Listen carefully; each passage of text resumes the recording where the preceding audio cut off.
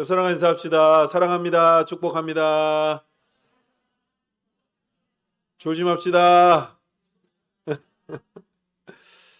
아, 이런 게 청년 예배예요. 우리 청년들이 앞에서 찬양하고 기도하면서 말씀을 나누는 거. 참 꿈을 꿉니다. 어떤 꿈을 꾸냐면 우리 교회가 정말로 청년들이 가득 차서 예배 시간이 정말로 또 다른 예배가 좀 일어날 수 있는 꿈을 꿉니다. 이 꿈 저만 꿔야 될까요? 저만 꿔야 될까요? 함께 꿔야 되는 꿈입니다. 그렇죠? 어, 하나님이 우리 교회를 어떻게 사용하실지 모릅니다. 근데 준비가 되어 있지 않으면, 맞죠? 우리가 준비되어 있지 않으면 사람들은요, 이런 생각을 가져요. 언젠간 되겠지. 언젠간 하겠지. 근데요, 준비되어 있지 않은 사람은요, 그 모든 걸 할 수가 있을까요? 없을까요? 없습니다. 우리 청년들이, 지금 여기 앉아있는 청년들이 참 많이 보이지 않습니다. 우리 저 김범수 집사님을 포함해서 청년인가요? 제가 점심 먹을 때 보니까 당신도 청년인 것처럼 저 청년들하고 같이 계시던데. 어, 그러나 하나님은 정말로 작은 것을 크게 하시리라 믿습니다. 앞에서 우리 찬양인도 우리 재신 형제 감사하고요. 이런 일들이 좀 계속해서 일어나길 주의 이름으로 소망합니다. 저는 오늘 끊임없이라는 제목의 말씀으로 함께 은혜를 나누도록 하겠습니다. 신들러 리스트라는 영화 아세요?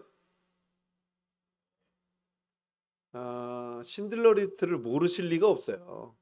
이게 벌써 언제적 영화? 제가 고등학교 2학년 때 영화거든요. 제가 고등학생 때 벌써 90년대 영화 아니겠습니까? 배경이 독일군이 한창 승리하던 시기에 당시에 폴란드의 크라코우라는 기회주의자인 주인공인 오스카 신들러가 폴란드계 유대인이 경영하는 그릇 공장을 인수하러 도착하는 내용입니다. 그가 공장을 인수하기 위해서 나치 당원이 됩니다. 그리고 SS 요원들에게 여자, 술, 담배 등을 뇌물로 바치며 갖은 수단을 동원하게 됩니다. 인건비 한 푼 안 들이고 유태인들을 이용하면서 한편으로는 유태인 회계사인 스턴과 가까워지게 됩니다. 이 스턴이라는 사람은 신들러의 이기주의와 양심을 흔들어 놓게 돼요. 그것은 나치의 살인 행위이고 그 일로 인해 신들러는 자신의 눈을 통해 현실을 직시하게 되는 내용. 그게 신들러 리스트거든요. 이 신들러의 현실 직시가 마침내 그의 양심을 움직이고 유태인을 강제 노동 수용소로부터 구해내기로 결심하게 됩니다. 문제는 이 사람들을 신들러가 어떻게 구해내는가? 이게 관건이었는데 수용소 장교에게 뇌물을 주고 구해내기로 계획을 잡아요. 그래서 독일군 점령지인 크라코우로부터 탈출시켜서 신들러 자기의 고향으로 옮길 계획을 합니다. 그리고 스턴과 함께 유태인 명단을 만들어요. 그런 모든 계획은 완벽하게 이루어지고 마침내 1100명의 유태인들을 가스 수용소로부터 구해냅니다.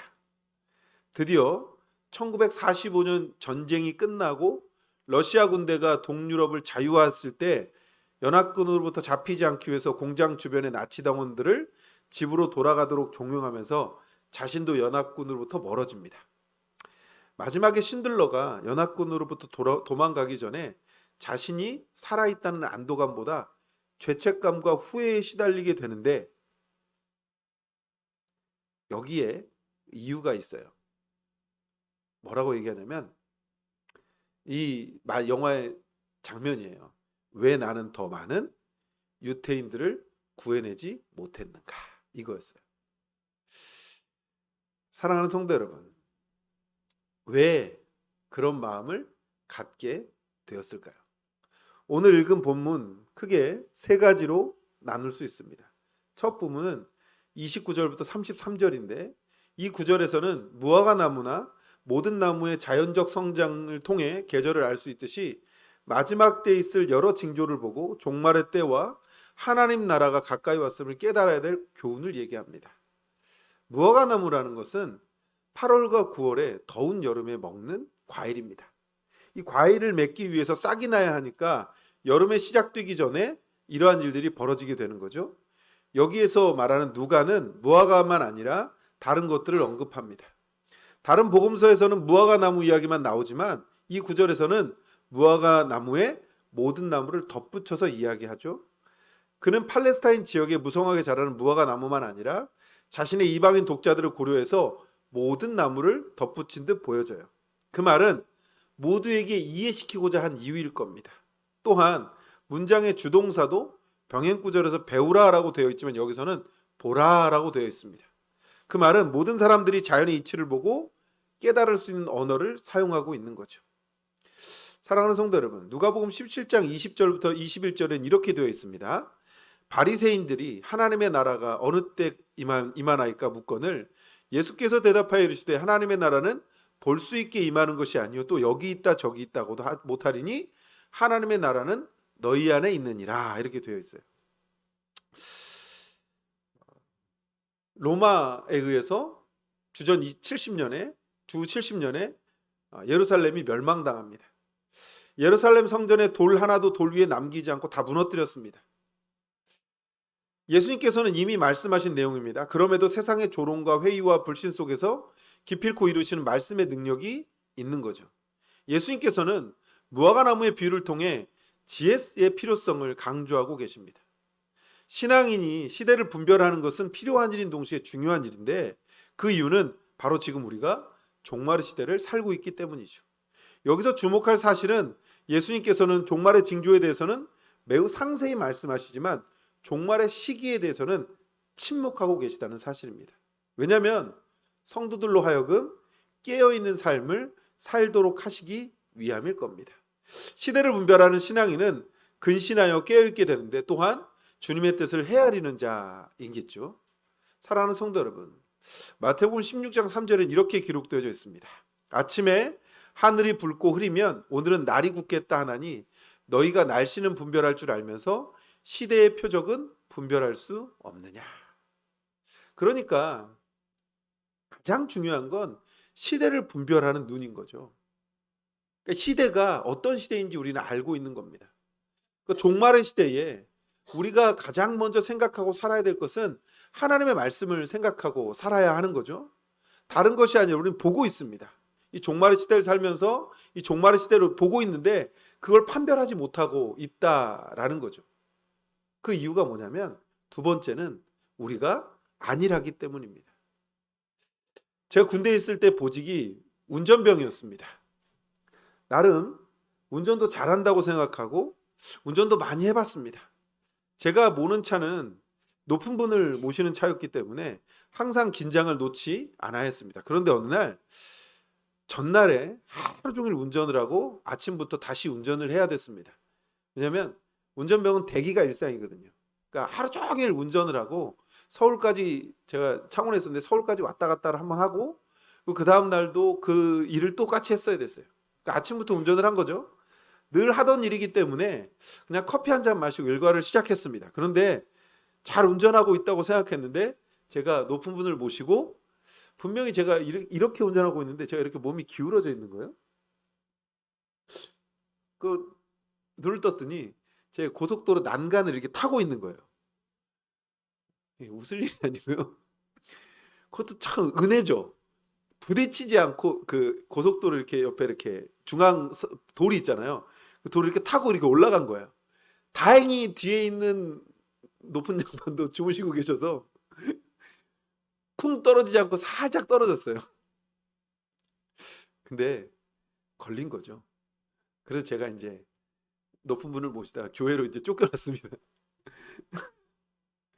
좋은 건 아닌데 잤나 봐요. 이게 아니란 거죠. 괜찮다고 생각한 거죠. 어찌 보면 전날 그랬으면 좀 더 잠을 자든가 좀 더 쉬었어야 되는데 괜찮다 생각하고 운전한 거죠. 그런 일이 벌어지더라고요. 그러니까 그 뒤로는 저는 이틀에 걸쳐 운전하는 거 별로 좋아하지 않습니다. 지금도 운전하는 거 그렇게 좋아하지 않는데. 그러니까 오늘 34절 말씀에 누가복음 21장 34절에 이렇게 되어 있어요. 같이 읽어볼까요?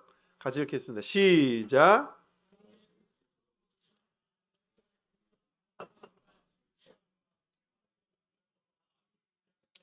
뜻밖의 그날이 덕과 같이 너희에게 임하리라. 여기서 보면 말씀은 조심하라고 얘기하면서 두 가지를 얘기하는데, 첫 번째는 마음이 둔하여진다라고 얘기해요. 두 번째는 그날이 덫과 같이 임할 것이라고 이야기하는 거죠.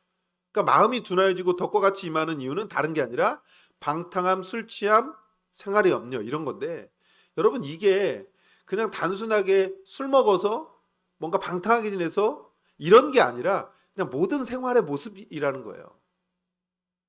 다시 한번 말씀드리면, 그러니까 우리가 마음이 둔하여지는 이유는 생활에서 그냥 그렇게 무뎌지는 겁니다. 그러니까 누구나 그럴 수밖에 없다라는 겁니다. 그러니까 바울은 계속해서 이야기하는데, 다른 것이 아니라 어떤 한 특정한 주제만 얘기하는 게 아니라 우리의 삶에서 계속해서 벌어지는 걸 이야기하죠. 제가 오늘 장로님들하고 얘기하다가 결론이 그랬어요. 로또를 삽시다.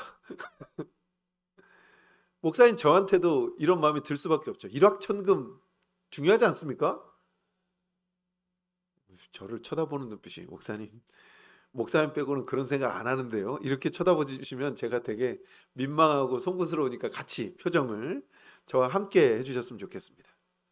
여러분, 왜 우리가 그걸 바랄까요? 그건 내 삶이 변해지면 행복할 거라고 생각하고 믿기 때문이에요.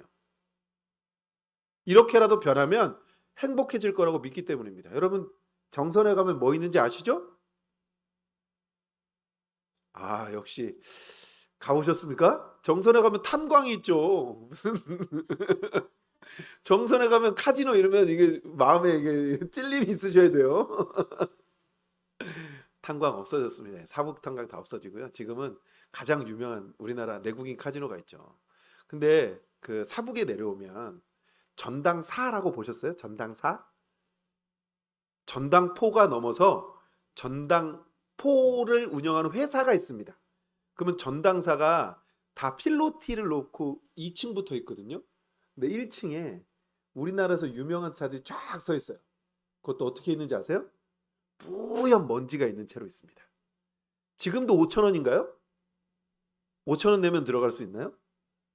여기서 한 분 걸리셔야 되는데. 입장권이 5천 원이거든요. 5천 원 내고 들어가면 이제 그때부터 게임을 할 수. 맞죠, 집사님? 김보수는 안 걸리는데. 보세요. 그러니까 이게 제가 왜 그러냐면, 사람들이 거기 가서 왜 전당사가 그렇게 많은지 아세요? 집도 절도 다 맡기는 거예요. 들어가면 벌 것 같거든요. 땡기면 내려올 것 같거든요. 어떤 목사님 그러더라고요. 주여 하고 땡기면 내려온. 참 말도 안 되는. 제가 이 말씀을 왜 드리냐면, 사람들은 다 그런 마음을 갖고 있어요. 오늘 그게 바로 덫과 같이예요. 그러니까 세상의 것들은 우리로 하여금 자꾸만 마음을 빼앗기게 해요. 그래서 마치 그게 되는 것처럼 보여져요. 근데 그게 오늘 바울이 얘기하는 덫과 같이라는 겁니다. 예수님께서 오는 시간 알면 좋으시겠죠? 예수님 언제 오는지 알면 좋으시겠죠? 거짓말 치지 마세요. 예수님 오는 거 알면 그날만 피해서 나쁜 짓 하려고 하는 게 우리 마음인데. 근데요, 예수님이 우리가 상상하고 우리 마음대로 움직이면 예수님이 하나님이세요? 우리 종이에요? 종이죠. 예수님은요, 언제 오실지, 어느 때 오실지 아무도 모릅니다. 그렇기에 오늘 성경은 뭐라고 해요? 조심하고 항상 깨어 있으라고 얘기하는 겁니다. 우리를 덫과 같이 하는 세상 것들로 인하여 우리의 마음, 우리의 일상생활을 빼앗기지 말라는 소리예요. 우리의 일상생활 가운데 그 마음들을 하나도 놓지 말라는 겁니다. 그러니까 아니라면 안 된다는 거죠. 바울은 또 세 번째 36절에 이렇게 얘기합니다. 21장 36절 말씀입니다. 시작. 너희는 장차 올 이 모든 일을 능히 피하고 인자 앞에 서도록 항상 기도하며 깨어 있으라 하시니라. 아멘. 예수님께서는 우리에게 지금 말씀하시는 건 기도하고 깨어 있음을 강조하는데, 기도하는 것과 깨어 있으면 한 몸입니다. 기도하고 깨어 있는 게 따로 떨어진 게 아니라 한 몸이에요. 그렇기 때문에 우리는 항상 기도함으로 믿음의 능력을 받아야 되는 거죠. 누가복음 18장 8절엔 이렇게 되어 있는데요. 내가 너희에게 이르노니 속히 그 원한을 풀어주시리라. 그러나 인자가 올 때에 세상에서 믿음을 보겠느냐 하시니라. 여러분, 그래서 잘 보면 예수님 믿음을 안 보나? 그게 아니죠. 그러니까 믿음이라는 건 어디에서 나오느냐? 우리의 기도와 깨어있음에서 나오는 겁니다. 그러니까 믿음이라는 건 그냥 단순하게 나오는 게 아니라 우리가 이 세상에서 세상 것을 멀리하고 덕과 같은 것에서 우리가 깨어나는 그 은혜를 가지고 살아가는 거, 그게 믿음이라는 거죠. 여러분, 예수님은 매일 뭐 하셨을까요? 매일 뭐 하셨을까요? 아우, 감사합니다. 예수님은요, 낮에는 성전에서, 밤에는 감람산에서 쉬셨습니다. 쉬셨어요. 근데요, 예수님의 사역은 가르치는 사역이었죠. 많은 사람들이 말씀을 들으려고 나와요. 가르치는 사역이라는 건 하나님 나라의 본질적인 사역입니다. 그렇기에 교회와 성도들은 성경으로부터 주님의 말씀을 배우고 들어야 되는데, 그거 어디서 해요? 매일매일의 삶에서 하는 겁니다. 아까 제가 얘기했죠. 그때가 되면 할 수 있는 게 아니라 그때를 위해서 뭐 하는 거예요? 준비하는 거예요. 내가 매일매일의 삶에서 나의 준비가 들어가는 겁니다. 여러분, 우리에게 열심히 필요한 건, 왜냐하면 성도들의 삶은 당연한 거예요. 매일매일이 준비거든요. 매일매일이 준비입니다. 여러분, 여자분들 많아서 군대 얘기 별로 좋아하시지 않겠지만, 군대 가보신 분들은 알겠지만 군대는요, 전쟁이 날 것을 가정하고 훈련합니다. 그렇죠? 전쟁이 안 난다고 해서 훈련 안 하나요? 그렇지 않습니다. 매일매일 뜁니다. 매일매일 뛰어요. 제가 군대 가기 전에 94kg였거든요. 94kg. 저희 어머니가 제가 군대 가서 이등병 이제 그 훈련소를 8주 만에 퇴소했거든요. 뭐 국군의 날 추석이 껴가지고 8주 만에 퇴소했어요. 한여름에 8월 21일 날 갔습니다. 얼마나 덥겠습니까? 그리고 나서 8주를 훈련받고 나서 마지막 그 퇴소하는 날 이제 가족들이 다 왔거든요. 제가 나름 연대장 훈련병이었습니다. 논산훈련소 24면대 제일 앞에 서서 약장을 들고 그 부대 차렷 한 그 훈련병이었어요. 이제 마지막 이제 이등병 약장을 그 부모님이 채워줘야 돼요. 그리고 딱 이제 이등병 약장 수여하는 데 이렇게 딱 제가 들고 서 있었어요. 근데 저기서 우리 엄마 아버지가 오시다가 저를 비껴나가는 거예요. 되게 서운하더라고요. 이제 모자도 거의 눌러 쓰고 안경을 쓰긴 했지만, 제가 그때 사진을 보고 알았어요. 지금 저희 아들하고 비슷합니다. 제 얼굴이. 진짜로 한 사람을 덜어냈거든요. 저희 엄마 아버지는 못 알아보신 거예요. 우리 엄마는 막 울면서도 날 못 알아봐요. 어떻게 그런 어머니가, 방송에 나오면 이러면 또 상처받으시는데. 그렇게 훈련을 받으니까 뭐든 할 수 있겠더라고요. 제가 지금 무슨 말을 하려고 하는지 아시겠어요? 군인은요, 준비해야 돼요. 전쟁이 날 것을 가정하고. 근데 군인이 전쟁하는 거 가정하지 않고 훈련 안 하고 매일 탱자탱자 놀면 군인이 맞습니까?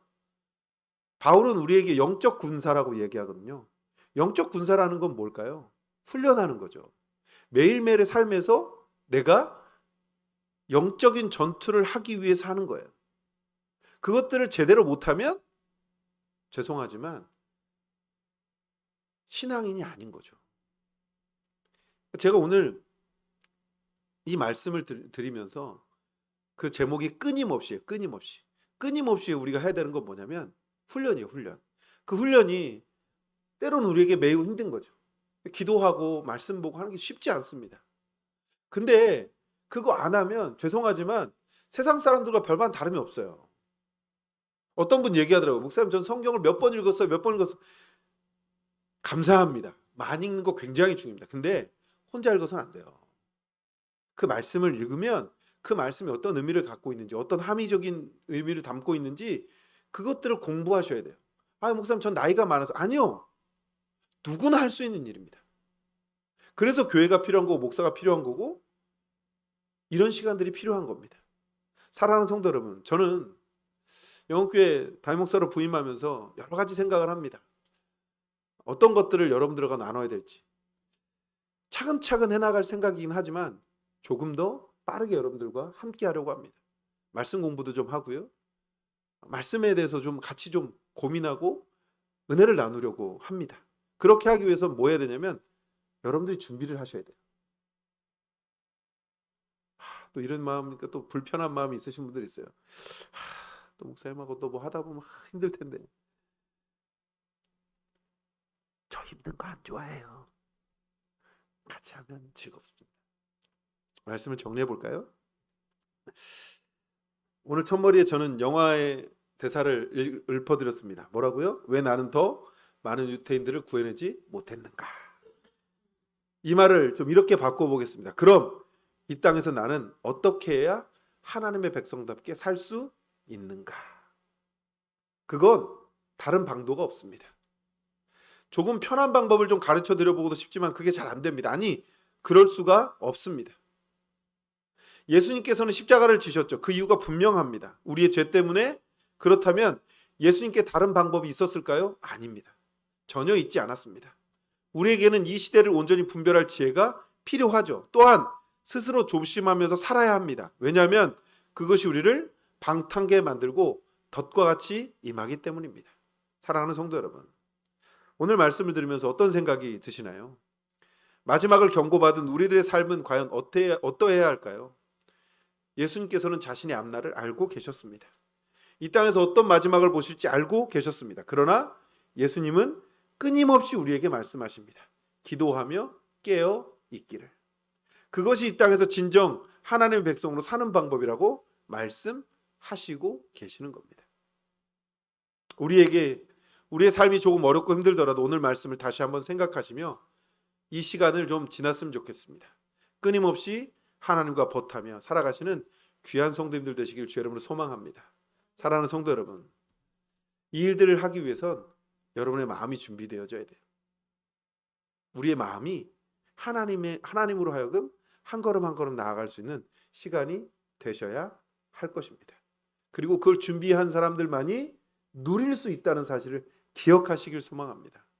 나는 이 땅에서 하나님 나라 백성으로 하나님 백성답게 사는 걸 누린다 라고 한다면 준비되어진 자, 그 준비한 것을 열심을 내어 하는 우리 성도님들 되시고, 또 이번 한 주간 여러분의 삶에서 하나님 때문에 기쁜 삶을 살아가시고 하나님 때문에 행복한 삶을 살아가시는 귀한 성도님들 되시기를 예수님의 이름으로 축원합니다.